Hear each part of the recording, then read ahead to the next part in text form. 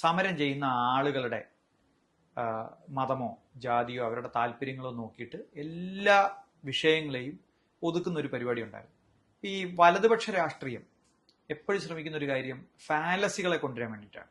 ഒരു സംവാദത്തിനകത്ത് ഫാലസി കൊണ്ടുവരും. ഇപ്പൊ അഡ്ഹോമിനം എന്ന് പറയുന്ന ഒരു ഫാലസിയാണ് അവർ സ്ഥിരമായിട്ട് ഉപയോഗിക്കുന്നത്. ഒന്നുകിൽ ഇത് പറയുന്നത് ചൈന ചാരന്മാരായിട്ടുള്ള ലെഫ്റ്റ് ആണ് എന്ന് പറയും, അല്ലെങ്കിൽ പറയും നെഹ്റുവിന്റെ കാലം മുതൽ അഴിമതി നടത്തുന്ന കോൺഗ്രസ് ആണെന്ന് പറയും.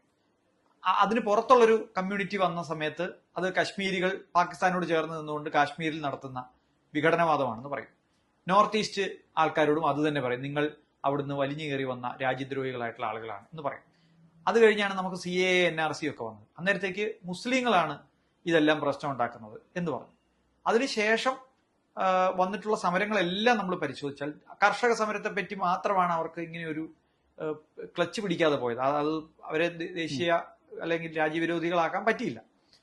ബാക്കി എല്ലാത്തിനോടും അപ്പൊ ഈ പറയുന്ന നറേറ്റീവ് വന്ന് കൗണ്ടർ നറേറ്റീവ് ആയിട്ട് ഇട്ട് കഴിയുമ്പോൾ എന്ത് വിഷയമാണ് നമ്മൾ ചർച്ച ചെയ്യാൻ കൊണ്ടുപോയതെങ്കിലും അതിന്റെ മെറിറ്റിൽ നിന്ന് പോവുകയും ഇതിനെപ്പറ്റി ചർച്ച നടക്കുകയും ചെയ്യുമെന്ന് ഈ RSSനും അതിന്റെ സംഘപരിവാർ അനുയായികൾക്ക് നന്നായിട്ട് അറിയാം. അത് ഈ പിള്ളേർ ഒറ്റയടിക്ക് അത് മാറ്റി.